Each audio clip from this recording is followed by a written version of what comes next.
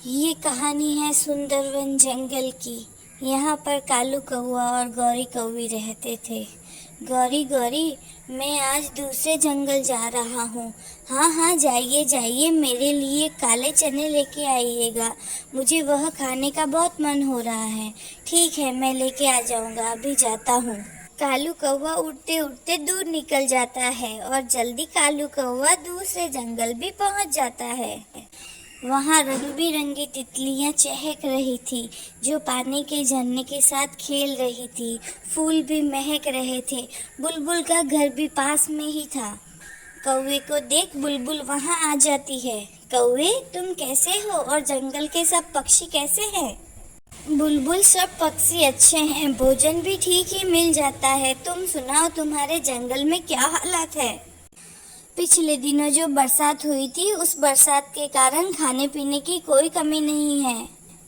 तुम अकेले ही आए हो? बाकी कोई पक्षी नहीं आया तुम्हारे साथ सैर करने? सब पक्षी कामों में फंसे हुए हैं, लेकिन मैं तो थोड़ा सा समय निकाल ही लेता हूँ।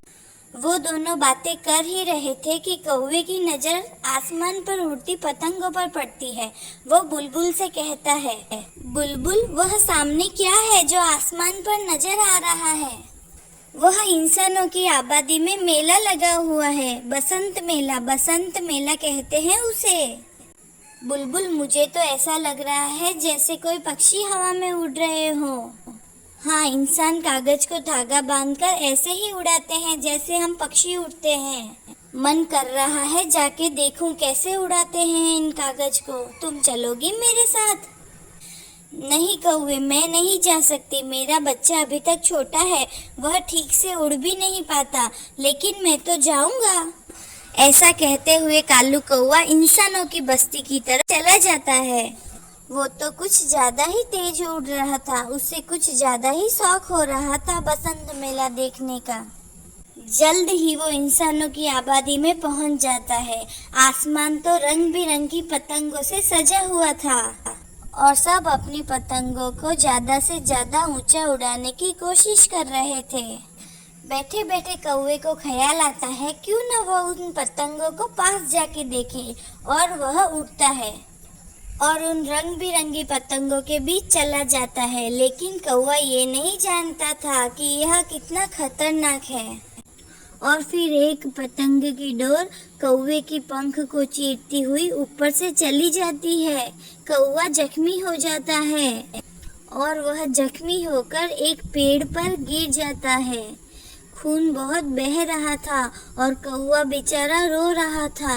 हाय रे मेरी फूटी किस्मत, मैं क्यों आ गया इन इंसानों की बस्ती में? अब तो मैं यहीं मर जाऊंगा और किसी को पता भी नहीं चलेगा।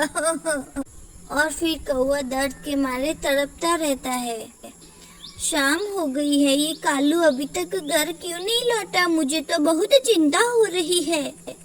मुझे तो बहुत जोर की भूख लगी है, अब तक तो आ जाना चाहिए था उसे चने लेके मेरे लिए। ऐसा सोचते हुए गौरी कौवी रानू चिड़िया के पास चली जाती है। क्या हुआ गौरी बहन? शाम होने वाली है और मौसम भी ठीक नहीं है। क्या हुआ गौरी बहन, भोजन नहीं मिला आज? भोजन तो नहीं खाया अभी तक, क्योंकि कालू कब से बाहर गया हुआ है, अभी तक घर नहीं लौटा। मुझे बहुत चिंता हो रही है उसके लिए, बस इसलिए तुम्हारी तरफ चली आई। तुम ये गेहूं के दाने खा लो, फिर हम दोनों जाके कालू भैया को ढूंढते हैं। गौरी कौवी वह दाने खाती है, फिर दोनों जाके कालू कौवे को ढूंढने लगते हैं। थोड़ा दूर उन्हें एक कबूतर मिल जाता है और गौरी कौवी और रानो चिड़िया कबूतर के पास रुक जाते हैं। कबूतर भैया, कालू सुबह से बाहर गया है, वह अभी तक घर नहीं आया। आपने क्या देखा है उसे कहीं? गौरी सुबह से चिंतित है। मैंने तो आज सुबह ही कालू को देखा था, अब तो शाम हो गई है, बहुत देर हो गई है, अब तो आ जाना चाहिए था उसे। कबूतर भैया, आप भी प्लीज हमारे साथ चले, वह अभी तक नहीं लौटा है, हम तीनों जाके उसे ढूंढते हैं। फिर कबूतर भी उनके साथ कालू कौवे की खोज में निकल जाता है। वो उड़ते उड़ते दूसरे जंगल पहुंच जाते हैं। फिर वो सब झरने की दिशा में चले जाते हैं और उन्हें वहां पर बुलबुल मिलती है। बुलबुल बहन, सुबह मेरा पति आया था यहाँ पर, जो अभी तक घर नहीं लौटा। क्या आपने उन्हें कहीं देखा है बुलबुल बहन? कालू आया था, इधर झरने के पास बैठा था, मैं भी उसके पास चली गई। फिर वह इंसानों की बस्ती में बसंत मेला देखने गया है। क्या इंसानों की बस्ती में? फिर तो वह जरूर कोई मुसीबत में होगा। हाय रे, मेरा पति कहाँ चला गया? कहीं किसी इंसान ने उसे मार ही ना दिया हो। गौरी, उदास मत हो, कालू बहुत होशियार है, वह इस तरह से इंसानों के हाथ नहीं आ सकता। चलो हम इंसानों की बस्ती में जाते हैं, वहीं जाके ढूंढते हैं उसे। और फिर वह सब कालू कौवे की खोज में इंसानों की बस्ती चले जाते हैं। और फिर शाम हो जाती है और जैसे ही वह इंसानों की बस्ती में जाते हैं, वह देखते हैं एक पेड़ पर कालू कौवा जख्मी हालत में पड़ा हुआ है। कालू, मेरे सुंदर पति, यह क्या हो गया तुम्हें? तुम सब यहाँ मुझे ढूंढने आ गए? मुझे तो यकीन ही नहीं हो रहा। मेरा एक पंख पतंग की डोर लगने से घायल हो गया है और मैं यहाँ गिर गया। गौरी बहन, खून बहुत निकल रहा है कालू के पंख से। अब हमें इन्हें जल्दी से जल्दी हॉस्पिटल लेके जाना होगा, नहीं तो इनकी हालत बहुत खराब हो जाएगी। और फिर गौरी और कबूतर कौवे को सहयोग देते हैं और फिर वह वापस जंगल की ओर चल देते हैं। कालू की हालत बहुत नाजुक थी, वो तो दर्द से रो रहा था। फिर इसी तरह रात हो जाती है और फिर वह सब कालू को लेके तोते के क्लिनिक पहुंच जाते हैं। तोते, भगवान के लिए मेरे पति को बचा लो, मेरा पति बहुत घायल हो गया है। लेकिन पहले मुझे ये तो बताओ कि हुआ क्या है इसे? तोते भैया, कालू इंसानों की बस्ती में बसंत मेला देखने गया था और फिर पंख पर पतंग की केमिकल वाली डोर लग गई है और ये जख्मी हो गया है। खून बहुत बह गया है, मैं इसकी पट्टी कर देता हूँ। और गौरी, 2-3 दिन इसे अनारों का रस देना। अनारों का रस पीने से खून बहुत जल्दी बढ़ जाता है। और फिर तोता कालू के मुंह में दर्द रोकने वाली दवा डालता है। अब कालू भी थोड़ा अच्छा महसूस कर रहा था। अब कालू जी, 2-3 दिन उड़ना नहीं, ऐसा ना हो कि तुम कल फिर से पहुंच जाओ इंसानों की बस्ती में बसंत मेला देखने।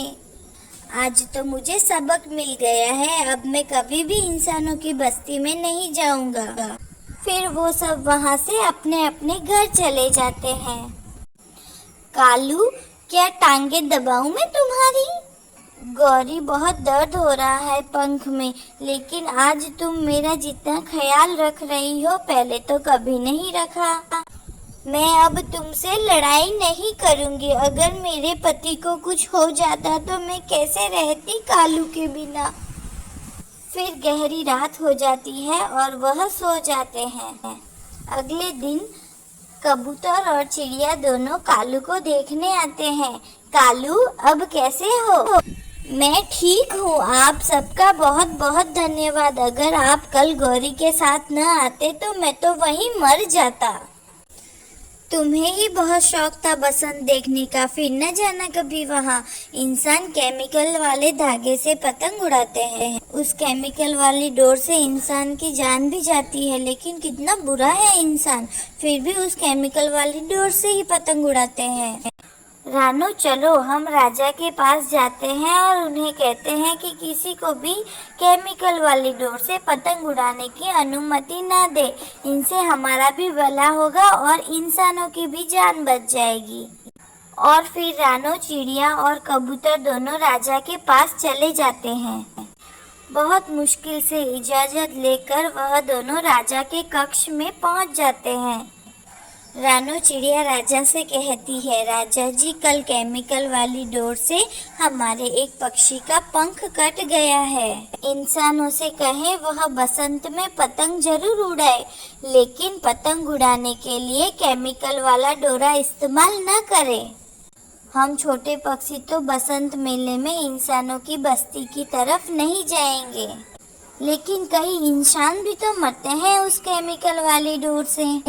और फिर राजा आदेश देता है और केमिकल वाली डोर से पतंग उड़ाने पे पाबंदी लग जाती है।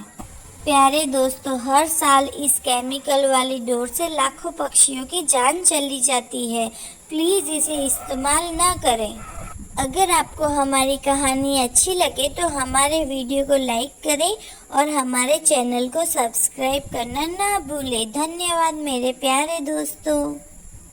मैं जल्द ही आपके लिए नई कहानी लेकर आऊँगी। हमारी कहानी का इंतज़ार करें और हैप्पी मकर संक्रांति।